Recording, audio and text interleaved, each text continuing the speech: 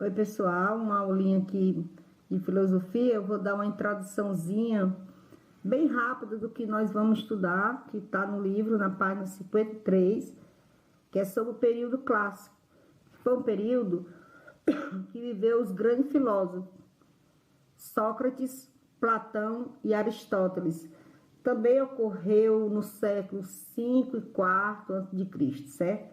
Nessa época, houve um desenvolvimento cultural e filosófico muito intenso na região da Grécia.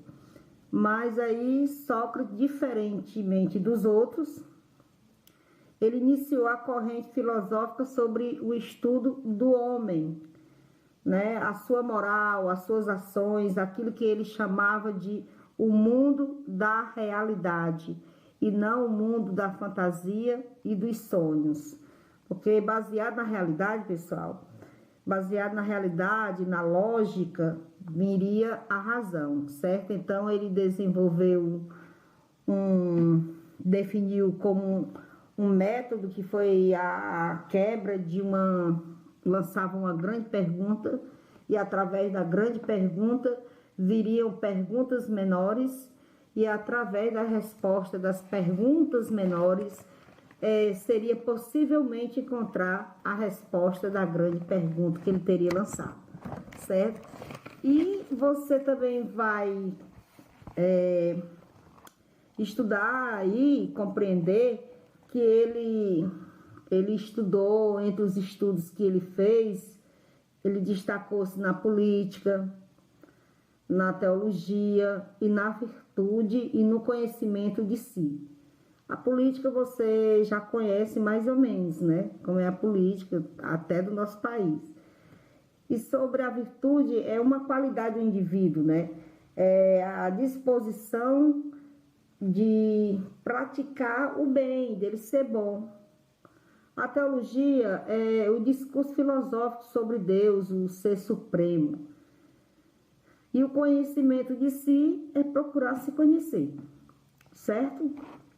Então, ele sairia com essas perguntas, fazendo as pessoas para adquirir respostas com razão, com lógica. É sobre o ser humano, conhecer o ser humano dentro da sociedade, né? E através daí, um dia ele parou e formou a grande frase: só sei que nada sei. Então, sei que nada sei e a busca do conhecimento sempre.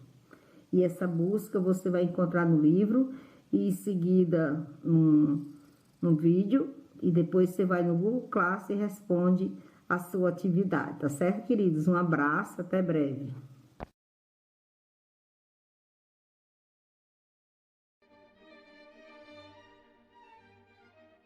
Sócrates é considerado um dos fundadores da filosofia ocidental, mesmo que isso não fosse óbvio durante a sua juventude. Sócrates nasceu em uma família humilde na Grécia Antiga, por volta de 470 a.C. Seu pai trabalhava como escultor, especialista em entalhar colunas nos templos, como o Partenon, e ensinou Sócrates esse ofício. Na idade adulta, Sócrates trabalhou como escultor e também serviu ao exército durante 3 campanhas. Foi somente quando ele se aposentou que Sócrates se dedicou à tarefa pela qual se tornou mais conhecido, a de educador. Quais são as grandes obras de Sócrates que não podemos deixar de ler? Bom, não existe nenhuma. O que sabemos dele vem principalmente dos relatos nas obras dos seus alunos Platão e Xenofonte, e também do dramaturgo Aristófanes, contemporâneo de Sócrates. Muitas vezes isso é chamado de o problema de Sócrates. O que sabemos dele nos chegou através de relatos de segunda mão. O problema de Sócrates tem a ver com a natureza da escrita naquela época.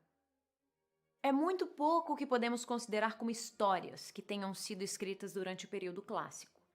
Encontramos, na maioria, obras dramatizadas, como peças e diálogos filosóficos. Por exemplo, na obra de Aristófanes intitulada As Nuvens, Sócrates é representado como um malandro que ensina a seus aprendizes várias maneiras de enganar pessoas. Mas essa peça era uma sátira. Deveríamos confiar nesse relato? Platão dizia que a peça era difamatória. Em contraste, os trabalhos de Platão e Xenofonte apresentavam uma versão mais cordial do caráter de Sócrates. Mas mesmo assim, havia grandes diferenças entre os seus escritos. Cabe a nós juntar os pedaços de quem este homem poderia ser, encontrando o denominador comum nos vários relatos. A reputação conquistada por Sócrates como uma mente superior surgiu quando um dos seus seguidores peregrinou até o oráculo de Delfos. O oráculo era uma sacerdotisa no templo de Apolo, que se fazia de médium, através da qual o deus Apolo falava.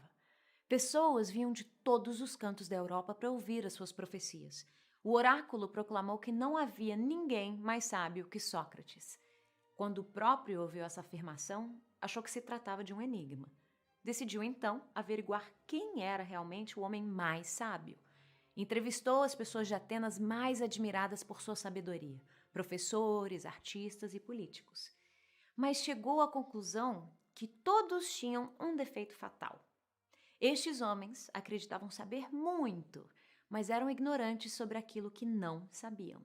Sócrates disse que era tão ignorante quanto qualquer outro ser, mas com a pequena vantagem de que pelo menos ele sabia ser ignorante. E por isso era o mais sábio de uma população inteira de ignorantes. Sócrates então disse: "Só sei que nada sei." Essa frase é conhecida como o paradoxo de Sócrates. Pode ser que você se surpreenda ao saber que Sócrates, o homem mais sábio de Atenas, não era conhecido pela sua oratória nem por grandes discursos. Em vez disso, ele formulava perguntas, uma atrás da outra, para descobrir o que alguém realmente sabia ou não.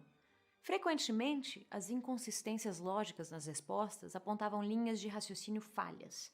Nesse processo, tanto o aluno como o professor aprendiam. Essa foi uma nova forma de discurso que acabou ficando conhecida como o método socrático.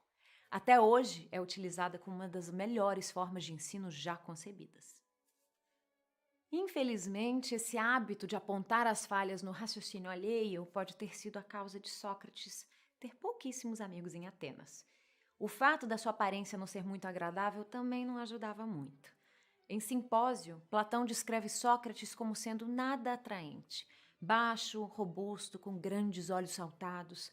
Se dizia também que tinha posturas religiosas pouco comuns. O que pode ter sido a gota d'água foi a peça de Aristófanes, As Nuvens, que sugeria que Sócrates estivesse associado aos sofistas. Os sofistas eram um grupo de educadores que os anciãos temiam e estivessem ensinando aos jovens a serem selvagens e desrespeitosos. No final, a sua lista de faltas parecia ter crescido demais. Sócrates foi acusado de ser ateu e de corromper a juventude ateniense. Sócrates defendeu a si mesmo no julgamento. Como descrito na Apologia de Platão ou na Apologia de Sócrates, de Xenofonte, Sócrates negou ser sofista e mostrou provas de suas verdadeiras intenções, de encorajar a virtude nos atenienses. Mas respeitando o estilo socrático, ele não tentou ganhar o júri, e sim demonstrar o quão pobre era o seu raciocínio. O júri o declarou culpado e o sentenciou à morte. Na Atenas daquele tempo, os criminosos convictos podiam propor alternativas às suas penas. Em tom de brincadeira, Sócrates sugeriu que, em lugar da punição, lhe alimentassem gratuitamente no Pritaneu, uma honra reservada apenas aos cidadãos atenienses mais admirados. O júri não achou a menor graça. Seus seguidores choravam e pediam que ele fugisse, o que não era incomum nesse tipo de julgamento. Como se dramaticamente tivesse que ganhar o seu argumento de sempre obedecer à lei, Sócrates foi em direção à sua morte, sem demonstrar medo algum.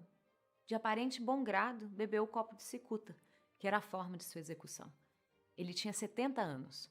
Atenas havia matado o homem que Platão descreveu como o mais sábio e mais justo de todos. Sócrates pode ter morrido, mas suas ideias viveram através dos seus discípulos. Os escritos de Platão e Xenofonte devolveram Sócrates ao mundo.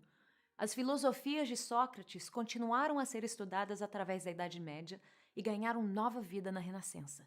Até hoje, o método socrático é utilizado por professores do mundo todo para descobrirem o que sabemos e o que não sabemos.